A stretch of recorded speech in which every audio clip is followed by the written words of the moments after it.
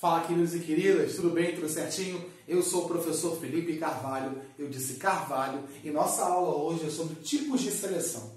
Nós vimos na aula anterior que a seleção natural, a importância da seleção natural dentro do processo evolutivo das espécies. Hoje, nós vamos classificar essa seleção natural. Então, os tipos de seleção são determinados de acordo com qual fenótipo vai ser selecionado. Então, eu tenho a seleção direcional, estabilizadora e disruptiva.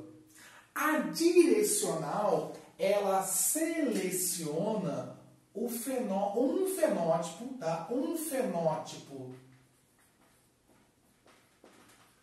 do extremo é selecionado.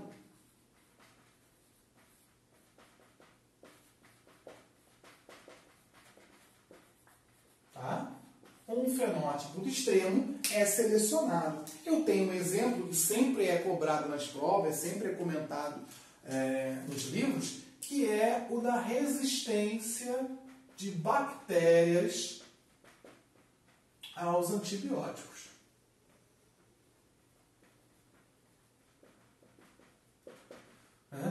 É um processo, de seleção direcional. Por quê? Porque eu vou ter bactérias que não são resistentes, bactérias que talvez sejam um pouco resistentes, mas quem vai ser efetivamente selecionado? Quem vai ser selecionado? As bactérias que possuem a resistência ao antibiótico. Então, é um processo direcional, porque apenas um dos fenótipos, ou seja, o fenótipo de bactérias que apresentam a resistência, é que vai ser selecionado.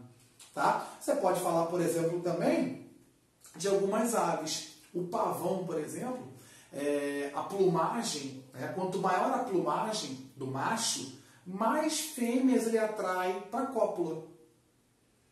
Então, se eu pensar que talvez tenham 3 tipos de plumagens para essa ave, uma plumagem menor, uma plumagem média e uma plumagem maior, os indivíduos que têm a plumagem maior são os selecionados em relação aos outros, certo? Então, um extremo é selecionado. Neste caso, é uma seleção direcional, ok? A seleção estabilizadora, ela seleciona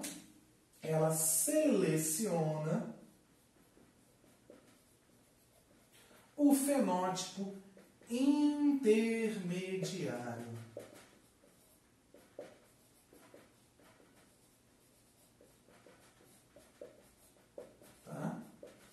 Então, o caso mais interessante que a gente tem aí, e sempre é comentado em prova, o exemplo é a anemia falciforme em relação à hemácia.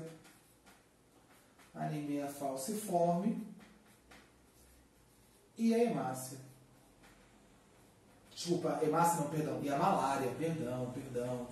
Anemia falciforme e a malária. Como assim, Felipe? A malária, em 2017, o estudo da OMS, nós tivemos 200 milhões de pessoas infectadas pelo plasmódio, que é o protozoário causador da malária. Desses 200 milhões, 4 a 5 milhões morreram.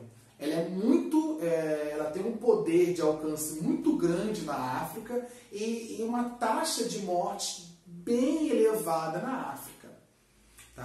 A anemia falciforme é uma mutação onde a hemácia, o glóbulo vermelho, tem um formato diferente. Você lembra lá que a hemácia ela é bicôncava, certo? A proteína lá quaternária, a proteína hemoglobina, dá o formato bicôncavo àquela estrutura, a hemácia, certo? A mutação, faz com que ela deixe de ter um formato bicôncavo para ter um formato similar a uma foice. E isso prejudica o transporte de oxigênio.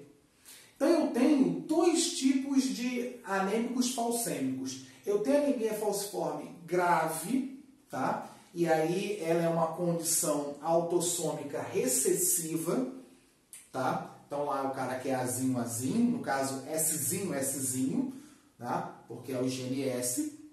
O Szinho, Szinho, esse cara ele morre antes de chegar, muitas vezes, à adolescência, né? Ele morre antes de chegar à puberdade. Então, esse cara aqui, ele morre, tá? O cara que é Szão, Szão, então vou botar aqui, ó. Esse cara que é Szinho, Szinho, ele morre por causa da anemia falciforme. Esse cara que é Szão, Szão, ele não tem anemia falciforme, tá? Mas qual é o problema? Ele pode contrair a malária, ele é mais vulnerável, tá? Já que o plasmódio, ele infecta a hemácia, e a hemácia em formato de foice, ele não consegue infectar, não consegue penetrar nela. Tá? E quem nesse cara é o escolhido? Nesse cara, o escolhido é o heterozigoto. Porque ele tem o traço, tá, da anemia falciforme, tá? Ou seja, ele tem o traço, tem anemia falciforme branda, que a gente chama, tá? Ele não tem, não vai morrer em função da anemia falciforme, tá? E também não vai contrair a malária. Ele vai ficar no meio do caminho, tá? Então, nesse caso aqui, esse fenótipo, o intermediário, é selecionado. A gente pode pensar um outro caso de estabilizadora. População, a taxa, né, a altura dos indivíduos. Os indivíduos muito altos ou muito baixos, geralmente, têm mais dificuldades para encontrar parceiros e parceiras. Por exemplo, pensa num cara lá de 2,10 metros. Ou um cara que tem 1,40 m. Não é um anão, né? 1,45 m, não é um anão, mas é um cara muito baixo. E esses caras vão ter dificuldade de encontrar parceiros, por exemplo. Quem serão os indivíduos que têm mais facilidade de encontrar parceiros? Os indivíduos na estatura média, lá entre 1,65 m e 1,80 m, por exemplo, né? 1,85 m, 1,90 m. Esses caras vão encontrar parceiros com mais facilidade. Nesse caso, a seleção é pelo fenótipo intermediário. Então, é um tipo de seleção chamado de estabilizadora. A seleção disruptiva, ela favorece dois extremos, né? Os dois extremos são favorecidos. Tá? É bem interessante, o Darwin observou essa seleção disruptiva no trabalho que ele fez com os tentilhões. Tá? Então ele via dois tipos de tentilhões. Ele tinha um tentilhão em uma ilha que ele coletava frutas. Então ele tinha um bico mais largo. Em outra ilha, ele via tentilhões que coletavam, né, caçavam, predavam insetos. E aí o bico tem que ser mais curto, para evitar que o inseto fuja, certo? Então, os dois são selecionados. Nesse caso, se eu tiver uma ave lá que tem um bico intermediário, não tem nem um bico muito largo, muito comprido lá para as frutas, nem um bico muito curto para os insetos, ela acaba tendo dificuldade para a alimentação. E aí eu tenho os dois extremos sendo favorecidos. Se eu tenho os dois extremos sendo favorecidos, eu tenho um caso de seleção disruptiva. Ok? Beleza, galera? Pode dar o print aí. Espero que tenham gostado. Um abraço, até mais. Tchau, tchau. Valeu!